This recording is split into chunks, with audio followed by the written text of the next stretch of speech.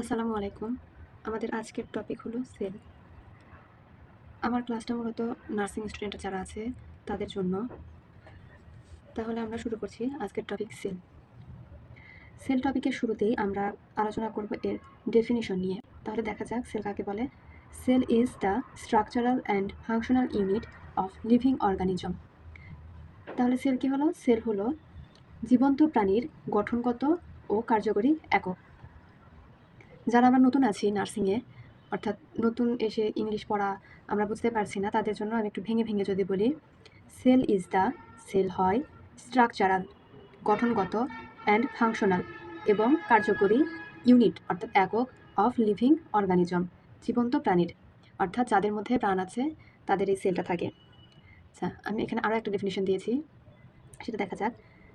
A cell is defined as the smallest basic unit of life that is responsible for all of life's processes. তাহলে এটার অর্থ কী দাঁড়ালো? জীবনের ক্ষুদ্রতম মৌলিক একক হিসেবে সংজ্ঞায়িত করা হয় যা সমস্ত জীবন প্রক্রিয়ার জন্য দায়ী। আচ্ছা, এটা একটু যদি আমি ভেঙে দিই অর্থগুলো। এ সেল ইজ ডিফাইন্ড অ্যাজ, একটি সেল সংজ্ঞায়িত হয় এইভাবে, দ্য স্মলেস্ট ক্ষুদ্রতম, বেসিক ইউনিট মৌলিক একক, অফ লাইফ জীবনের, অর্থাৎ জীবনের ক্ষুদ্রতম এবং মৌলিক একক, দ্যাট যেটা, ইজ রেসপন্সিবল ফর কিসের জন্য দায়ী হবে এটা? অল অফ লাইফ প্রসেসেস, অর্থাৎ জীবন প্রক্রিয়ার জন্য এটা দায়ী। আচ্ছা, আমি এখানে দুইটা ডেফিনিশন দিয়েছি, আপনারা চেষ্টা করবেন দুইটা করে ডেফিনিশন দেওয়ার, তাহলে আপনারা পরীক্ষার খাতায় ভালো মার্ক অর্জন করতে পারবেন। এই সেলের এখন আসি আমরা এক্সাম্পলগুলোতে।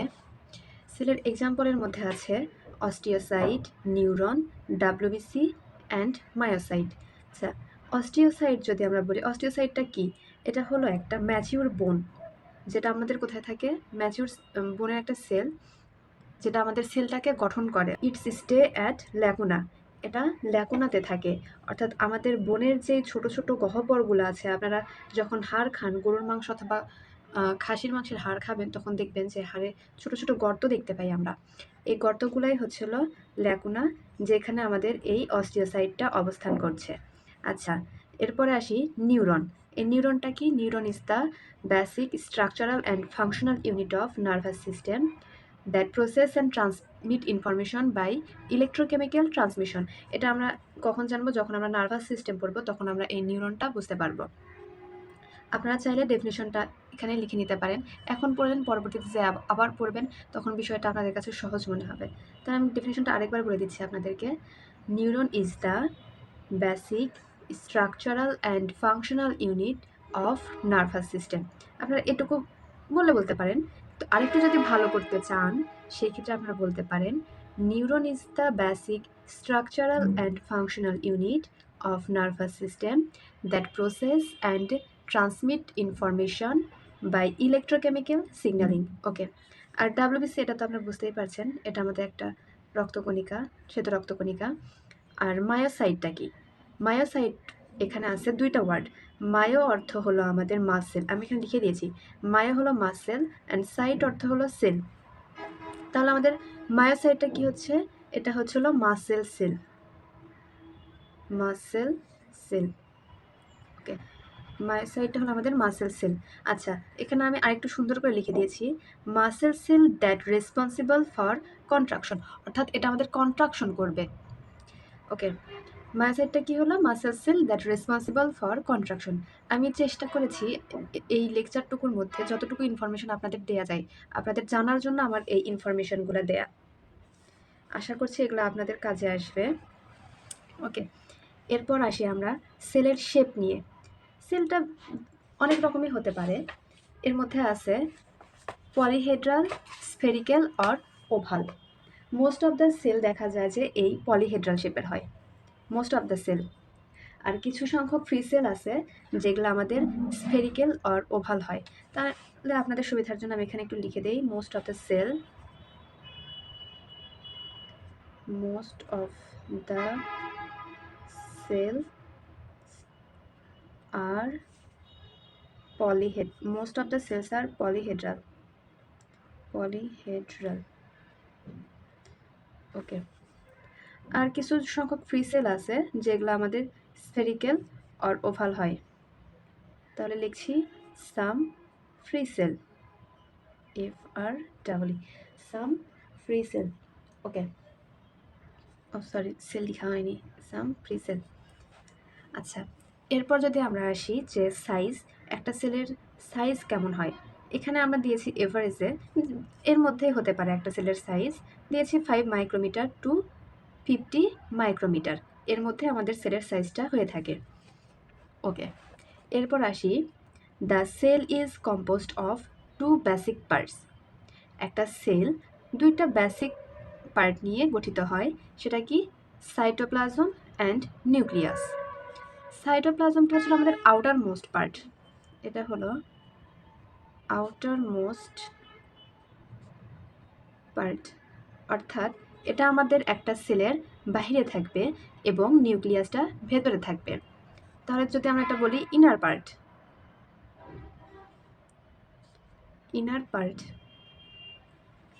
তাহলে আমরা এখানে জানলাম যে একটা সেল 2টা পার্ট নিয়ে গঠিত হয়, একটা হলো সাইটোপ্লাজম আর একটা হলো নিউক্লিয়াস।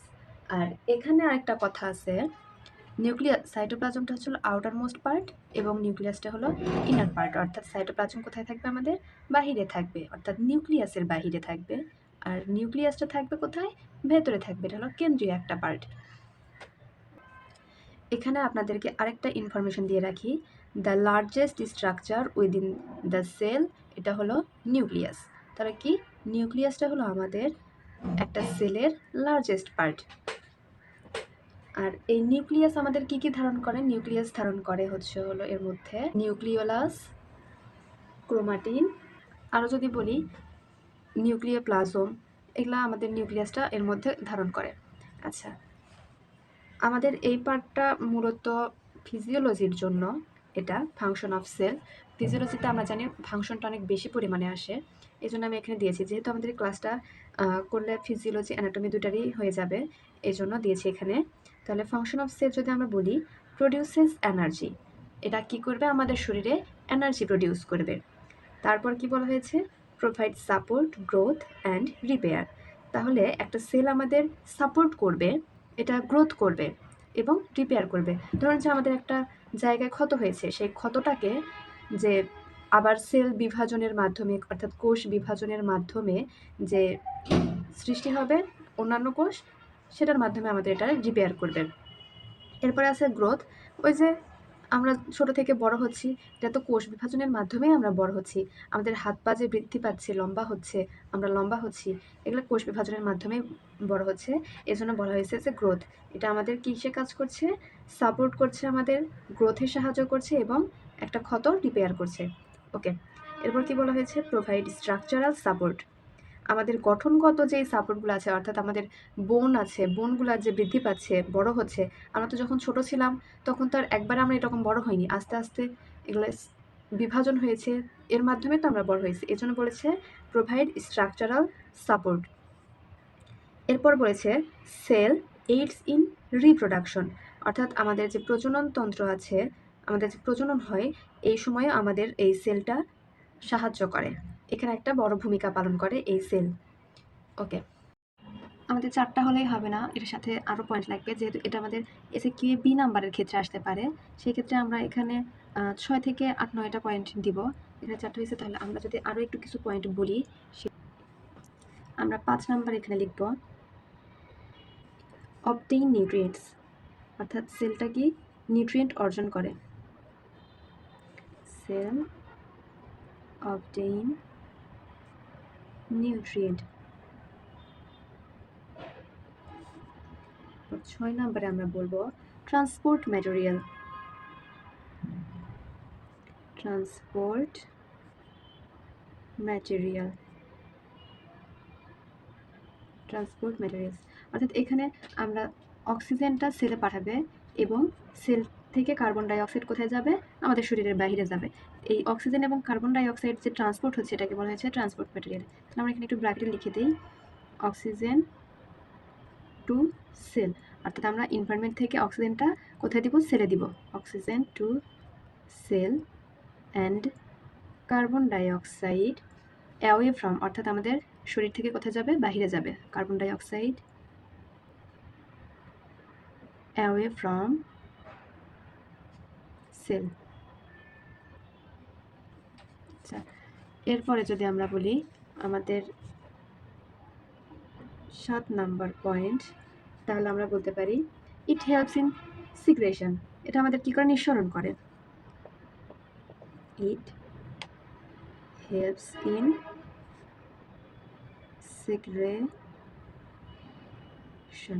আমরা যদি আরও একটা পয়েন্ট বলি 9 নাম্বার পয়েন্ট, এটা আমাদের যোগাযোগে সাহায্য করে, তাহলে আমরা বলতে পারি ইট হেল্পস ইন কমিউনিকেশন। তাহলে আমরা বলবো 8 number, it helps in communication. আপনারা চাইলে এগুলোর সাথে আরও 2-1টা পয়েন্ট যোগ করতে পারেন। আপনাদের যদি এগুলো কঠিন লাগে, আমি চেষ্টা করছি সহজ দেখে পয়েন্ট দেওয়ার, তারপরে আপনারা চাইলে এর সাথে আরও কিছু পয়েন্ট যোগ করে নিতে পারেন ভালো নাম্বার পাওয়ার ক্ষেত্রে। আমাদের এরপরের টপিক হলো parts or component of cell. আমাদের প্রশ্নে বিভিন্নভাবে আসতে পারে, বলতে পারে যে write down the parts of cell অথবা write down the component of cell. সেই ক্ষেত্রে আমাদের টার্মগুলো জেনে রাখা উচিত যে পার্টস অ্যান্ড কম্পোনেন্ট দুইটা একই, যে প্রশ্নে আসুক না কেন একটা বললেই, অর্থাৎ একটা লিখলেই আমাদের হয়ে যাবে। তাহলে সেল আমাদের কয়টা পার্ট আছে একটু দেখি। সেলের মেইনলি দুইটা পার্ট হলো সেল মেমব্রেন অ্যান্ড প্রোটোপ্লাজম। যদি আমরা এখানে লিখি সেল মেমব্রেন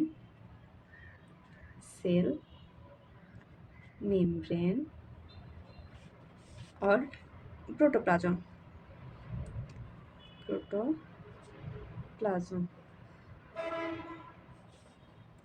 ওকে, তাহলে এখানে আমরা দেখলাম যে সেলের মূলত দুইটা পার্ট, একটা হলো সেল মেমব্রেন আর একটা প্রোটোপ্লাজম। এখানে আমরা আরেকটা কথা বলতে পারি যে সেল মেমব্রেনকে আমরা বলতে পারি plasma membrane oblique plasma membrane.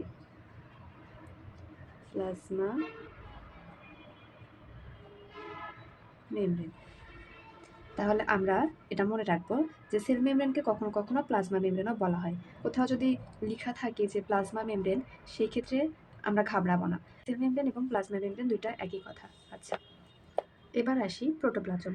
এই প্রোটোপ্লাজমকে আমরা আবার দুই ভাগে ভাগ করব। একটা হলো নিউক্লিয়াস, এখানে যদি আমরা লিখি নিউক্লিয়াস,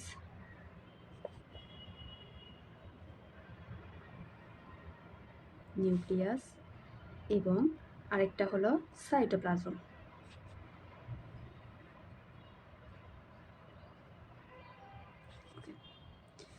তাহলে প্রোটোপ্লাজমকে আমরা ভাগ করলাম দুইটা ভাগে, একটা হলো নিউক্লিয়াস এবং আরেকটা হলো সাইটোপ্লাজম। এবার আমরা আসবো এই নিউক্লিয়াসকে ভাঙতে। আমরা এই নিউক্লিয়াসকে ভাঙলে কি কি পাই? আচ্ছা দেখা যাক। আমরা ওই যে ওই সাইডে বলেছিলাম যে নিউক্লিয়াসকে ভাঙলে কি পাই? নিউক্লিয়ার মেমব্রেন পাবো। নিউক্লিয়ার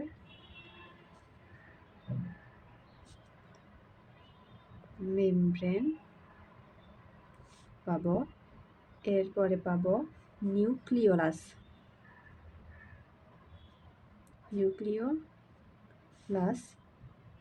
এরপরে পাবো নিউক্লিওপ্লাজম,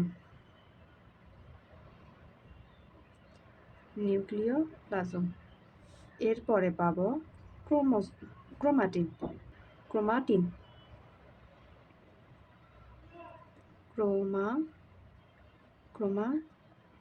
ওকে, তাহলে আমরা নিউক্লিয়াসের মধ্যে কি কি পাচ্ছি? নিউক্লিয়ার মেমব্রেন পাচ্ছি, নিউক্লিওলাস পাচ্ছি, এরপরে পাচ্ছি কি নিউক্লিওপ্লাজম এবং ক্রোমাটিন। ওকে, আমাদের এটুকুই হলো নিউক্লিয়াসের ক্লাসিফিকেশন। এরপরে যদি আমরা যাই, আমরা এরপরে আসবো এই সাইটোপ্লাজমে আমরা কি কি পাই? সাইটোপ্লাজমকে আমরা আবারও দুইটা ভাগে ভাগ করতে পারবো। একটা হলো ইনক্লুশন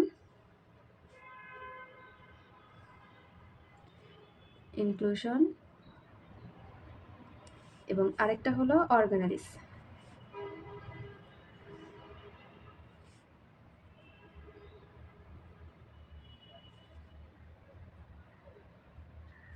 একটা হলো ইনক্লুশনস, একটা হলো অর্গানালিস। আচ্ছা, এই ইনক্লুশনের মধ্যে আমরা কি কি পারি একটু দেখি। ইনক্লুশনের মধ্যে আমরা পাই সেক্রেটরি গ্রানিউলস,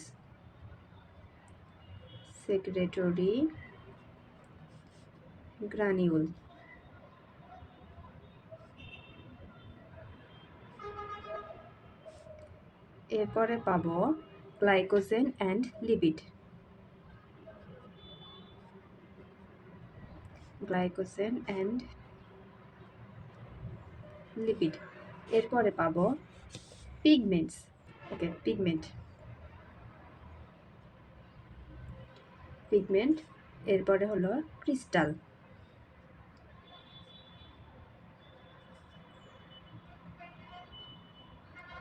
ক্রিস্টালস। এরপর আছে লিপোফিউসিন।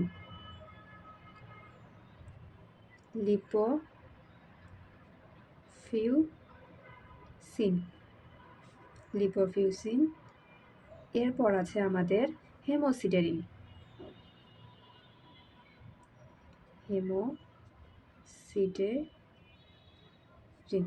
আচ্ছা, তাহলে আমরা দেখি এখানে আমরা কি কি পেলাম।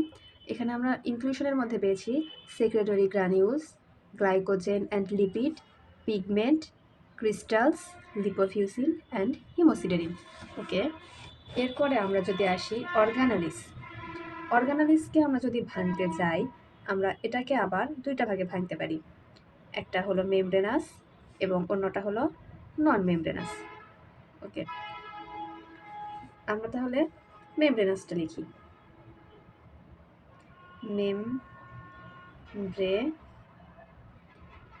মেমব্রেনাস আর একটা হলো নন মেমব্রেনাস। আচ্ছা, আমরা নন মেমব্রেনাস একটু পরে যাব, আমরা আগে মেমব্রেনাসটা দেখে নিচ্ছি এর মধ্যে কি কি আছে।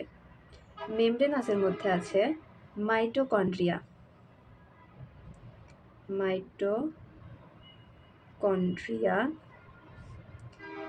এরপরে আছে এন্ডোপ্লাজমিক রেটিকুলাম।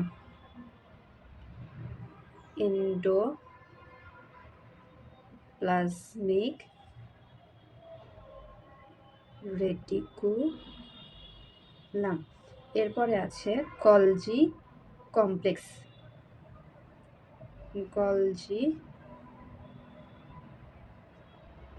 কমপ্লেক্স।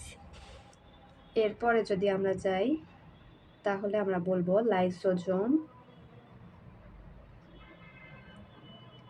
লাইসোজোম এবং পারঅক্সিজোমস।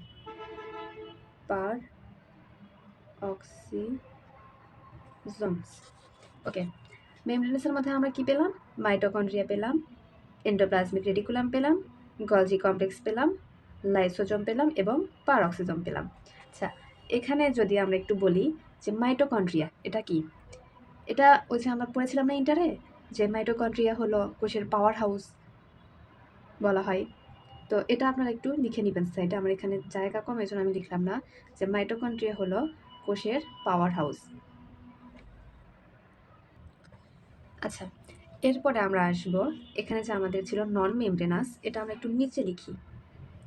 আমরা এটা একটু নিচে লিখবো যেহেতু আমাদের এখানে আটবে না, জায়গা কম। আচ্ছা, যদি নন মেমব্রেনাসে আসি, এখানে আমি লিখলাম নন মেমব্রেনাস।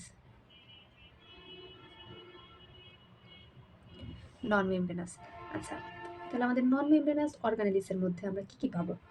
আমরা এখানে পাবো রাইবোজোম।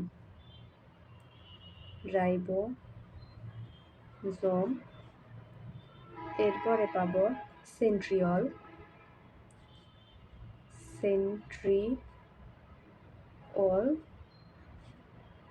রাইবোজোমস, সেন্ট্রিওলস। এরপর পাবো আমরা মাইক্রোটিউবিউলস এবং মাইক্রোফিলামেন্ট।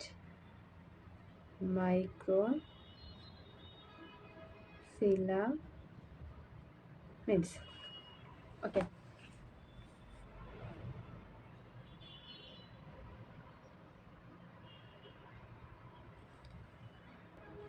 এটা আমি একটু মনে রাখার জন্য যদি বলি যে আমরা এখানে একটা নেমোনিক ইউজ করতে পারি, যে রাবেয়া চৌধুরী মহিলা মন্ত্রী। যদি আমরা এটা বলি, একটু আমি একটা পেন্সিল দিয়ে দেখাই, যে এটা হলো রাবেয়া, এটা হলো চৌধুরী, এটা হলো মহিলা, এটা হলো মন্ত্রী। এটা আপনারা যদি চান তাহলে এটা নাও করতে পারেন, ইউজ করতে পারেন। আমি জাস্ট এটা মনে রাখার ক্ষেত্রে বললাম যে রাবেয়া চৌধুরী মহিলা মন্ত্রী। রাবেয়া দিয়ে হলো রাইবোজোম, চৌধুরীতে সেন্ট্রিওলস, মহিলা দিয়ে হয় মাইক্রোটিউবিউলস, মন্ত্রী দিয়ে মাইক্রোফিলামেন্টস। যাদের মনে থাকে না, ভুলে যায় যারা, তারা এটা আপনারা মনে রাখতে পারেন যে রাবেয়া চৌধুরী মহিলা মন্ত্রী, রাবেয়া দিয়ে রাইবোজোমস, চৌধুরী দিয়ে সেন্ট্রিওলস, মহিলা দিয়ে মাইক্রোটিউবিউলস অ্যান্ড মন্ত্রী দিয়ে মাইক্রোফিলামেন্টস। ওকে, তাহলে আমি আর একবার এটা রিপিট করছি যে আমাদের parts of cell or component of cell এর মধ্যে আমরা কি কি পেলাম। প্রথমে ছিল সেল, এটাকে আমরা ভাঙছি দুইটা ভাগে, একটা হলো সেল মেমব্রেন অথবা প্লাজমা মেমব্রেন, আর একটা হলো প্রোটোপ্লাজম। আমরা প্রোটোপ্লাজমকে যদি ভাঙি সেই ক্ষেত্রে আমরা পাবো সাইটোপ্লাজম এবং নিউক্লিয়াস। আমরা নিউক্লিয়াসের মধ্যে এখানে কি কি পেয়েছি, নিউক্লিয়ার মেমব্রেন পেয়েছি, নিউক্লিয়াস পেয়েছি, নিউক্লিওপ্লাজম এবং ক্রোমাটিন পেয়েছি। আর সাইটোপ্লাজম যখন আমরা ভেঙেছি তখন এখানে আমরা দুইটা ভাগে ভাগ করেছি, একটা হলো অর্গানালিস আর একটা হলো ইনক্লুশন। ইনক্লুশনের মধ্যে কী কী ছিল, সেক্রেটারি গ্রানিউলস ছিল, গ্লাইকোজেন অ্যান্ড লিপিড ছিল, পিগমেন্ট ছিল, ক্রিস্টাল ছিল, লিপোফিউসিন, হেমোসিডেরিন। এরপরে যদি আমরা আসি অর্গানালিস, এর মধ্যে আমরা পেয়েছি দুইটা পার্ট, একটা ছিল আমাদের মেমব্রেনাস এবং আরেকটা ছিল নন মেমব্রেনাস। যদি আমরা মেমব্রেনাসের কথা বলি, এর মধ্যে আমরা পেয়েছি mitochondria, endoplasmic reticulum, Golgi complex, lysosome, peroxisome. আর মেমব্রেনাসের মধ্যে আমরা কি পেয়েছি, মেমব্রেনাসে পেয়েছি ribosome, centrioles, microtubules, microfilaments. Okay, আমি আপনাদের সুবিধার জন্য আরেকটু অ্যাড করতে চাচ্ছি। এখানে আমাদের মেমব্রেনাসের মধ্যে মাইটোকন্ড্রিয়া আছে, আমি একটু আগে বলছিলাম যেটা হলো পাওয়ার হাউস, আমি লিখিয়ে দিই একবারে, powerhouse of a cell. Endoplasmic reticulum যদি আমরা বলি, এটা লিখছি intramembranous, sorry intracellular, cellular transport system, intracellular transport system. এরপর যদি আমরা আসি গলজি কমপ্লেক্স, এটা আমরা গলজি কমপ্লেক্স এবং গলজি অ্যাপারেটাস যেটাই বলি না কেন দুটো একই, এটাকে আমাদের বলা হয় প্যাকিং সেন্টার। গলজি কমপ্লেক্সটা কি, প্যাকিং সেন্টার, প্যাকিং সেন্টার। এরপর আমাদের আছে লাইসোজোম, এটা হলো আমাদের সুইসাইড ব্যাগ, সুইসাইড ব্যাগ। এই যে এটা নিউক্লিয়াস, এটা হলো আমরা জানি কোষের প্রাণ কেন্দ্র, তাহলে আমরা নিউক্লিয়াসকে কি বলবো, control centre, control centre of a cell. আমাদের নিউক্লিয়াসটা কি করে, একটা সেলে পুরো কন্ট্রোলটা করে, এই জন্য আমরা এটাকে কি বলেছি, আমরা এটাকে বলেছি কন্ট্রোল সেন্টার। আচ্ছা, এবার আসে আমরা ইনক্লুশনের এখানে এই পার্টে, এখানে আছে গ্লাইকোজেন। গ্লাইকোজেনটা কি, এটা হলো সঞ্চিত অবস্থায় থাকে আমাদের লিভারে। গ্লাইকোজেন ভেঙে গ্লুকোজে পরিণত হয়, যখন আমাদের শরীরে গ্লুকোজের ঘাটতি দেখা দেয় তখন এই গ্লাইকোজেনটা আমাদের শরীর অটোমেটিকলি ভাঙবে, ভেঙে কি করবে, আমাদেরকে শক্তি প্রদান করবে। জানার জন্য glycogen is the steroid form, অর্থাৎ গ্লাইকোজেনটা আমাদের কি সঞ্চিত অবস্থায় থাকবে of glucose in the liver and muscle, মানে কিসের জমায়িত পদার্থটা, গ্লুকোজের। তাহলে কোথায় কোথায় থাকবে, লিভারে থাকবে এবং মাসেলে থাকবে। আচ্ছা, এরপর আসি আমরা পিগমেন্টে। পিগমেন্টটা কি, এটা হলো আমাদের একটা কালার সাবস্টেন্স, অর্থাৎ কী করবে, এটা আমাদের রং নিয়ন্ত্রণ করে পিগমেন্ট। যেমন ধরুন যে আমাদের চুলের রং কেমন, কালো, অনেকের হতে পারে ব্রাউন, তাহলে আমরা বলতে পারি pigment is a colour substance. তাহলে পিগমেন্টটা কি, একটা কালার সাবস্টেন্স যেটা কি করবে, that gives colour to tissues or cells, আমাদের টিস্যু এবং সেলে কালার প্রদান করবে। আরও যদি এক্সাম্পল বলতে পারি আমরা মেলানিন, মেলানিন কী করে, আমাদের ত্বকের, এটা একটা পিগমেন্ট, কিছু পিগমেন্ট হলো মেলানিন, এটা আমাদের ত্বকের রং নিয়ন্ত্রণ করে। এরপরে চুলের রং নিয়ন্ত্রণ করে, চোখের রং নিয়ন্ত্রণ করে। এরপর যদি আমরা বলি হিমোগ্লোবিন, হিমোগ্লোবিন কী করে, আমাদের রক্তের রং নিয়ন্ত্রণ করে, এটা একটা পিগমেন্ট। তারপর যদি আমরা বলি বিলিরুবিন, বিলিরুবিন কী করবে, আমাদের পিত্তরসের রংটাকে নিয়ন্ত্রণ করে। বিলিরুবিনটা কীরকম দেখতে হয়, অর্থাৎ পিত্তরসটা কেমন, হলুদ কালার, তাহলে আমরা বলতে পারি পিত্তরসের কালার কেমন, ইয়েলোইশ। আচ্ছা, এই হলো পিগমেন্ট। আমাদের বিলিরুবিন যদি শরীরে বেশি পরিমাণে হয় তখন কি দেখা দেয় জানেন? তখন আমাদের জন্ডিস হয়, যে গা হলুদ হয়ে যায়। আমরা বলি না যে গা হলুদ হয়ে গেছে, তোমার চোখ মুখ দেখতে লাল লাল হলুদ হলুদ লাগছে। এটা আসলে কিসের জন্য হয়? বিলিরুবিনের পরিমাণ যখন বেড়ে যাবে আমাদের শরীরে তখন আমাদের জন্ডিস হবে। তাহলে এটা ছিল আমাদের কি ছিল? Parts or component of cell. আমরা এখানে আরও কিছু বলতে পারি, এটা পার্টস কম্পোনেন্ট, এটা কিন্তু আমাদের সেলের ক্লাসিফিকেশনও। তাহলে আমরা এখানে একটু লিখি ক্লাসিফিকেশন।